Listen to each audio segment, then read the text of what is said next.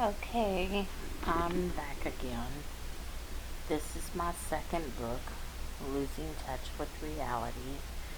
It's my second book of the series, Life Beyond Silence. And my first book was titled Not a Victim, a Survivor, Life Beyond Domestic Violence and Rape. It was the first book in my series, Life Beyond Silence. And this is the second. So I'm going to get back into it. As I previously stated, I feel like that my daughter's story is hers to tell. So I don't want to say any more than the fact that it was hard. You know, we argued a lot, and she was in juvie a lot, and it was very difficult to go through. But getting back to me and all my mistakes, yeah, I made tons of them. Another one of my big mistakes was being with Phil, the second Phil, that I had met online. And, yeah, at first I was like, what, you mean you're not leaving? And he was like, no, I got dropped off here. I don't have a way of going anywhere else right now. Don't need to go anywhere else. And he tried to make it out as though, yeah, we clicked. And yes, I fell for it. And as I previously told you, I had met somebody not that often long ago, really. It was several years ago, but we really didn't really date. But he clued me in on a lot of the scams that online dating presents. He also told me that he wasn't the only user, which I already knew that, but he was like, there's a lot of men that use women online. And he knew my background. And he said, you know, that I got played. And it could have cost me my life. So this episode is basically going to be centered around my online dating mistake. Now, I will say, when online dating started, you know, I did go out on some dates that were technically real dates. You know, where you'd meet somebody online, you'd have a conversation with them, you might go and go out with them, and you pretty well knew when you went out with them if there was anything there or if there wasn't. And I had both kinds. I had dates that went pretty well, that maybe I went out on a second date or third date, and then I had dates that went horribly wrong. One time this guy met me. We actually met and went on a date to a steakhouse. And that's all we had intended to do anyway, was just go to a steakhouse and see if we got along, see if there was a click. And to put it mildly, when we first got to the steakhouse, I could tell that he wasn't happy I was older than what he had previously, I guess, envisioned in his head. And he also felt like I was chubby. Um, Chubbier than what he had maybe pictured in his head. And it didn't help that I was his age, because a lot of men online want somebody younger, somebody skinnier, somebody prettier, you know, which I think they don't really understand that if they were planning on going out with somebody that's out of their league, that person wouldn't be online looking for a date. I'm sure that person could get a date anywhere and wouldn't have to look online for a date. But I also went out with a doctor one time. I actually met him online, but we kind of knew each other in passing. But he was an octopus, and I didn't like him like that. At least, definitely, considering we really didn't know each other. For him to be an octopus was a little bit, I don't know, discouraging. I went out with a really nice guy that I really liked, but he kept telling me about his ex, and he kept telling me, you know, how she had done him wrong, but that she was the one that in his head basically got away, but he didn't want her to because she was a looker.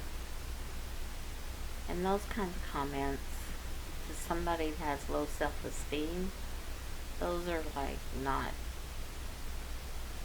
charming comments at all. But getting back to the second film, he excuse me, I had to sneeze. He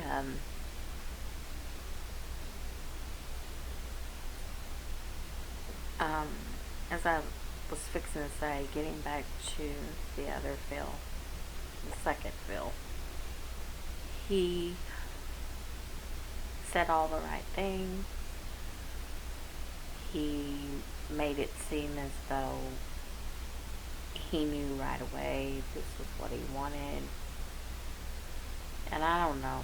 I mean, I don't have an answer for why I fell for it. But I think the reason he jumped so quickly and asked me to, and this is going to blow you away, to literally marry him, was because I didn't want him to stay. And because he knew that I was a nurse. I think he knew I was a nurse. He knew that I didn't really expect for him to stay. And he also knew that my landlord was basically attempting to jump in and kick him out unless there was something more that they didn't know, like marriage. And I don't know. I think I was just so wanting a relationship that, plus I'd been married so many times that I just didn't care. What's another marriage, right? And so, for whatever reason, we did go down to the courthouse, and I thought we got married. We did it in front of a judge. But come to find out, years later, and I mean years, it took years for me to find this out. But he had basically helped the clerk fill out the paperwork, and I had never really looked at it. I don't know why. Maybe because I had been married so many times. I just never really looked at it. But he put fake Social Securities on there for both me and him. And I know he asked me what my Social Security number was when we were filling out the paperwork. And he was writing it all in. And I think he did all that on purpose.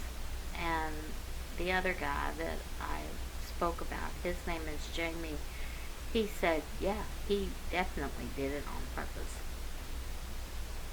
He said it's just another scam, just another way to use people, make them think that you all are getting married. They go down to the courthouse, but the paperwork is all wrong, and they just scammed you. And there's no actual marriage, no actual Social Security number tying you to that person. So there's no divorce needed. But I didn't learn that for years. So for years, I thought I'd actually married this goofball, which is crazy. But I guess in a way, it saved me that he did his own screw up instead of me doing it, which I was never going to divorce him because I didn't think I needed to. And I will quickly tell you why. So, what happened was, after our fake marriage, I thought, okay, he's with me. And looking back, if I had known it was a fake marriage, he would not have been with me. And I would have done far more than what I did. But, so what happened was, he was staying with me, of course, because I thought we were married. And he was borrowing my vehicle when I would go to work, which I did work night shift, but occasionally I did have to work a day shift. So, come to find out, he had already started seeing a couple of other women in my town that I was living in. And I found out that, he had been going places that he shouldn't with my vehicle. And I said, this is not working for me. And I don't remember, I think I had found him at this place. And I had tried to put my foot down. And basically, we got into it. And after having been abused once, really in an abusive relationship once, I was not, absolutely not going to be abused again. And looking back, my son had gone to his dad's, and for a visit, and my daughter had gone to her dad's for a visit. So it was just me and him. And I was at the house. It was a rental house. And he had brought the truck. Well, it was a van. He had brought the van back. And I had said that I was not going to do this. This was not going to happen to me. And he had said something about he would just leave and that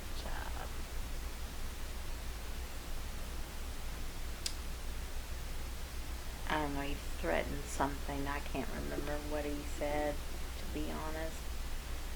But I threw in there when he said basically shit to me. I said shit back to him and stood up for myself. And I told him, you know, technically you have used me in every way possible and taken advantage of me, taken my money, stole my car. Technically you've done a lot of things that you shouldn't. And I said I could get you in a lot of trouble. And I'm not going to go down this road again. And to be honest, I don't know what I was trying to get out of him.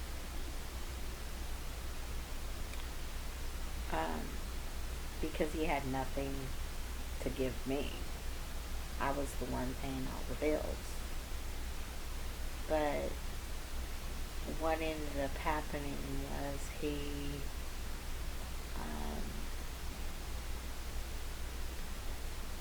he made like a physical grab or push or something like that. And I told him that I was going to call the police. And not that I shouldn't have seen it coming, but after you've been abused, once in your life, you're just not going to take it anymore. And I had already been hit and punched and kicked, and so when I said that, he grabbed for me, and out of the blue, he pushed me into a chair and hit me repeatedly in the head.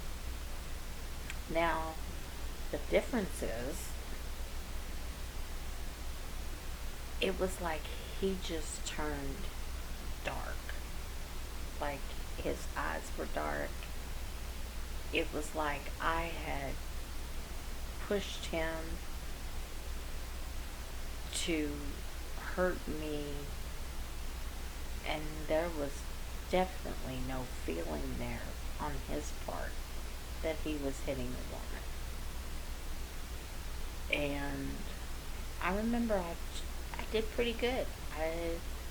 Like I said, I've been hit before, and pushed before, and kicked before, and punched before,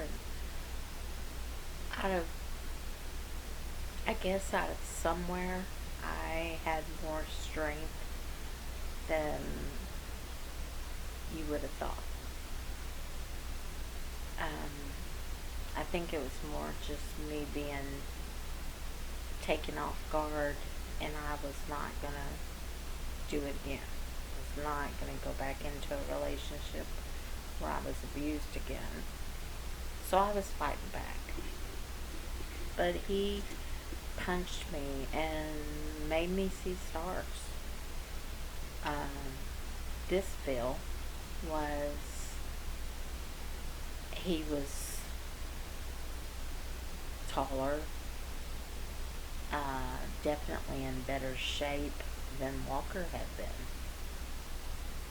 I won't say stronger, but he was definitely more muscle bound than Walker had been. And just in case you didn't read my first book, Walker was my second husband who abused me for years. But no, I remember seeing stars. He punched me in the sides of my head, and it literally felt like I was in a boxing match. And then he grabbed me by the hair and dragged me back to the bedroom. And he got up like towards the middle of me and held me down. And he said, "I'm going to steal your vehicle now for sure." And he's like, "Why couldn't you just shut up? Why couldn't you just let me go?" And I said, "You can go." And he said, "No, you were going to call the police, and you'll call the police. I know you. You'll call the police the minute I walk out that door." And I said, "Yep, probably will." And it was just me, I guess, being stupid, of course, but it was just me not taking it. I wasn't going to do this again. And yes, I could have kept my mouth shut. He would have left. And it would not have gone so bad. But I was determined to get him off of me. And I was pushing and pulling and wiggling to try to get out from underneath him.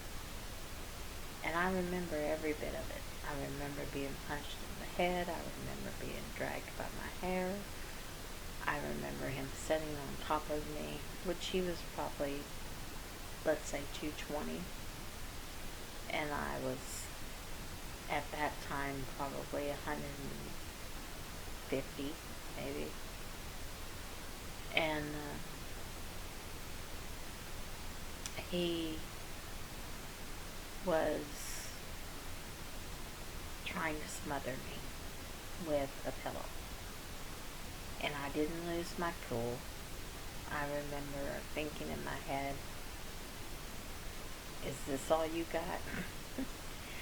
Because I remember thinking, no, as long as I don't lose my cool, I can slow my breathing down and I can gently turn my head so that I can at least breathe. So I did. And he was pushing on the pillow, but he didn't have it over my face. And I could breathe. And I think he knew I could breathe. He was trying to wrap a cord around my neck, which he did wrap around it, but he couldn't get it. My fingers were under it, and he couldn't get it tight. And I remember the phone was ringing, and I remember, before the phone started ringing, he was talking to me while he was trying to smother me, and he was like, "I'm going to have to kill you. I can see that now. I'm going to have to kill you and steal your car, and then your kids will come back and they'll find your dead body." And all I could think about was my kids, and that under no circumstances was I going to let some crazy lunatic that I met online kill me. This was not how I was going to go out. And up until, him holding me down pushing the pillow in my face, trying to strangle me.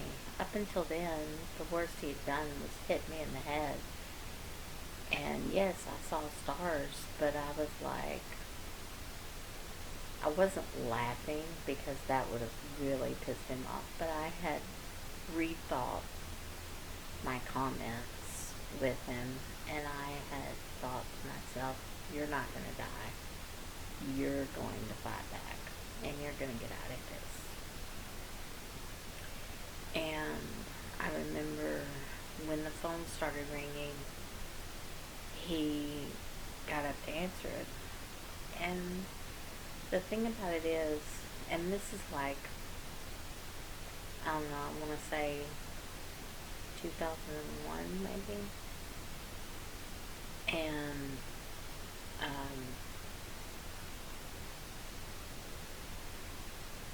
maybe 2002. I don't know. But let me think. When would this have been? This would have been maybe 2001, 2002, something like that. Let's just say that for the sake of saying it, because I would have to try. My time spans are so off, but I would have to try to think of how old my kids were. But I'm thinking probably, yeah, probably somewhere in that range. It was definitely before my daughter had started getting in a lot of trouble. She was not in juvie, I don't think, as of this time. This was prior to juvie. But the Steve and the second Phil all kind of slid in with each other. One right after another. But he got up to answer the phone, and I heard him talking. So what I was thinking was he had already been making plans to leave my place and go off with this other woman. And like I said, I thought we were married, but I wasn't going to let him steal my vehicle. And that provoked me saying, of course, the things I had done about calling the police. And I think me saying all that caused him to, plus the fact that I was fighting back, that caused him to get angry and want to kill me and take off with my vehicle. Because he knew I would call the police for stealing grand theft auto, for stealing my vehicle. So he went to answer the phone, and I heard him talking, and the only thing that popped in my head was run. That's it. It just popped in my head the minute I heard him talking like he knew the person on the other end of the phone. And I thought to myself, run. And I hit the door, the front door, and it flew open. And I jumped off the porch, and I ran literally to my neighbors and beat on their door. And I didn't even know them until that moment. And they opened the door, and I said, my husband's trying to kill me. And they let me in. It was a man and a woman, and they were young. They were probably in their 20s. and they let me in, and I called the police, and I remember the guy locked the door, and I told the police my husband just tried to kill me, and I'm at my neighbor's house. And they said, "Where's your husband?" And I was like, "I think he's still at our house, but he's probably looking for me at this moment." And I told him that he wanted to steal my vehicle. And they said, "Okay, they'll be right there." And literally, I can honestly say things had changed a lot since the time I had been in a domestic violence situation back in the 80s. Because now it was 2001, and maybe even 2002. And things had really improved. The cops were there in no time, and they took my statement, and they listened to where they could find him. And one of the cops said, "We're going to need pictures." And I was like, "Okay." And they said, "Do you want to come to the police station and give a statement so that we can take pictures, or do you want to go to the hospital?" And I was like, no hospital. I'm fine." And he's like, "Well, you don't look fine." And I was like, "I can manage. I'm fine." So we went to the police station. They searched for him. We went to the police station, and then after I gave them a statement and everything, they drove me back home. They asked me if I wanted to go somewhere else, and I said no, I just want to go home. So they drove me back home, and I stayed there. I had a horrendous headache from the punches. My head was completely sore. I was somewhat bruised, but my main thing was I had that cord wrapped around my throat, and from the struggle, it had made real bad marks in my neck. And the police kept coming by my rental house, and they didn't check on me because they knew that I had gone in to probably go to sleep. But they said they would, make runs past my house quite often to make sure I was okay. And they said they were searching for him, and they would let me know whenever they found him. And sure enough, later that night, I got a phone call, probably really early before dawn the next morning, and they said they found him, and he was at that woman's house, and he was actually hiding under her bed when they sicked the dogs on him, and they pulled him out from under her bed, and they had him in custody. And they told me that the district attorney would get a hold of me, and I actually thought he was going to go to jail for attempted murder. And to be honest, I think that's what he was originally threatened with, but the district attorney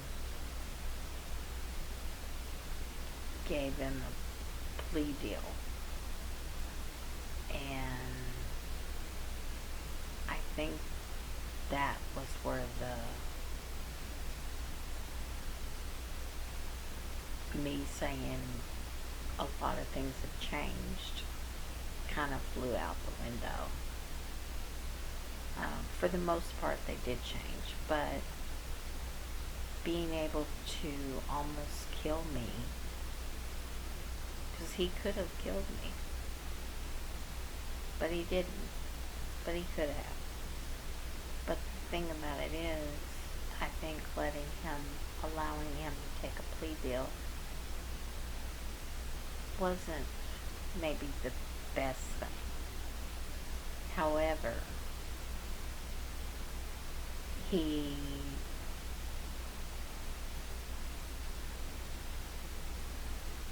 I don't know what the actual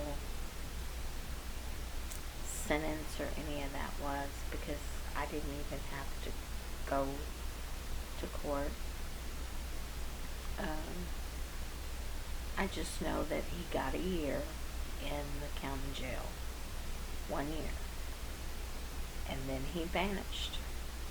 He literally left town and vanished. And that was crazy. Like, it was okay with me because I wasn't, like I said, planning on divorcing him anyway. And years later, I found out I wasn't ever even married to him in the first place. But it was crazy to me that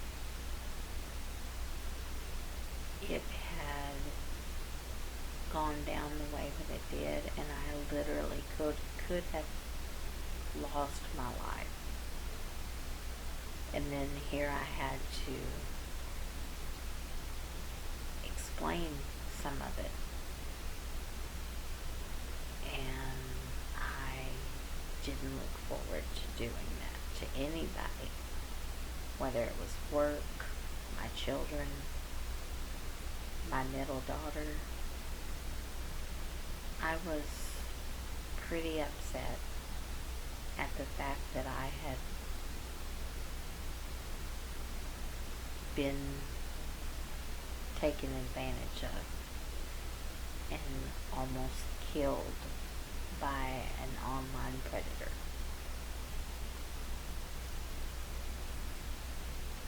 I think I was lucky because I think he was on his way out the door, and me threatening to call the police was what pushed his buttons, plus the fact that I did fight back.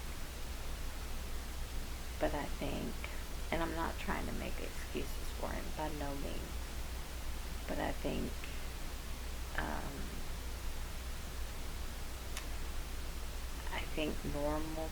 normally somebody would have just let him walk off, even with the vehicle, and then called the police after he left with it. But me, I was just so mad at being back in a situation that I couldn't control, and that somebody was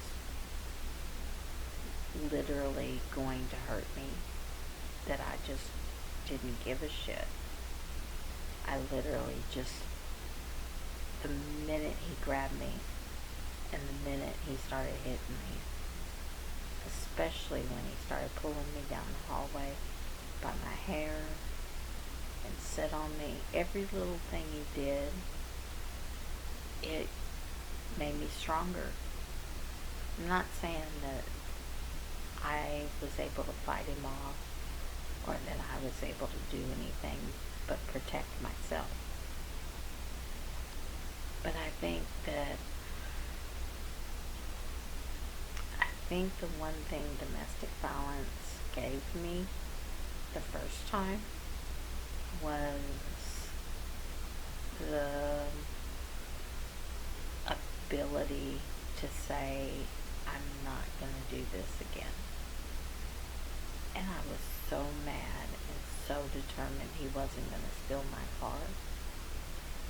And I knew that I said the wrong thing the minute I did, but I was just not going to do this again. So even when he was punching me, I was still mouthing off and fighting back.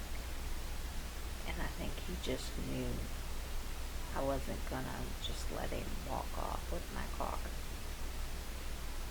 So, or my van rather. But anyway, they did get him, and he did go to jail for a year. And weirdly enough, Steve was in jail with him. And they, I guess, must have made me the talk of the jail cell. Because not only was Steve in there, but there was the second Phil in there. And I'm sure that they got to discuss what an evil bitch I am. Or what a, I don't know, powerhouse that I am. Which is so not true. But I was quick to jump with Steve, and I was quick to jump with Phil, and I was not going to take it from Steve, and I wasn't going to take it from Phil. And yes, they were mistakes I dearly regret. But I fought back this time. I pulled myself up from my bootstraps, and I said, nope, mistake, but yeah, I'm not doing this again.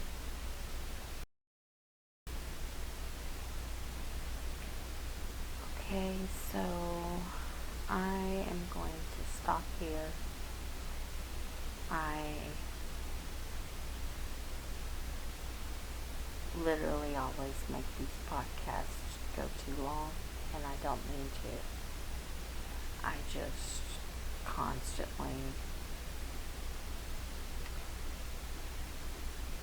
I basically take the book that I've written so long ago, and I constantly add more to it, trying to give you my perception of it now, how things went compared to the way that I wrote them so many years ago. I just find myself adding to the chapters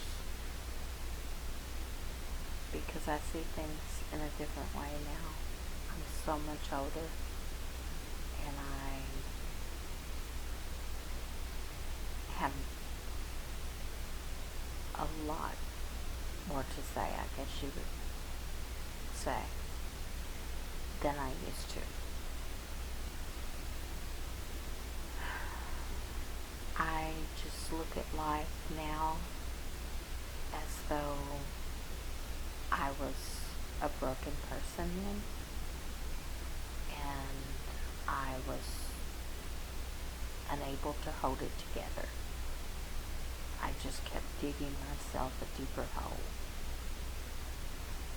And I knew I was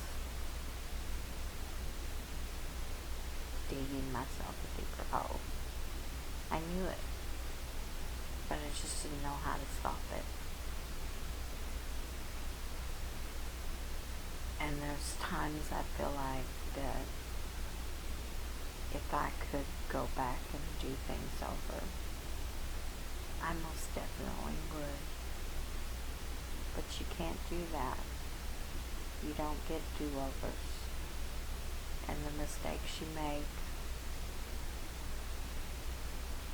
when you're that broken and that much of a shell of a person, you can't go back and fix it. And after years of making all those mistakes, I now look back and feel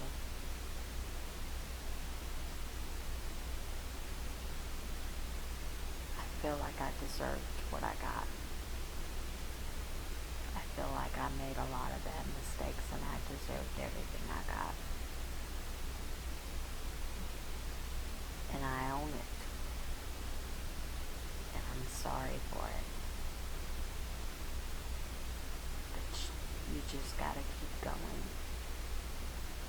all these years, I've just kept going and accepting that I made those mistakes. And that I guess over the years I've just made peace with it. All of it. I've just made peace with the fact that I was definitely a fuck up. I was definitely, especially by this time in my life, I was definitely screwing myself. Every time I would make a mistake, it was like I just literally kept digging the hole deeper. And I was just unable to fix myself. You know, I needed real professional help, and I wasn't getting it. And I was just trying to stay above water and not drown. Okay, so I'm going to stop here, and I will get back to it tomorrow.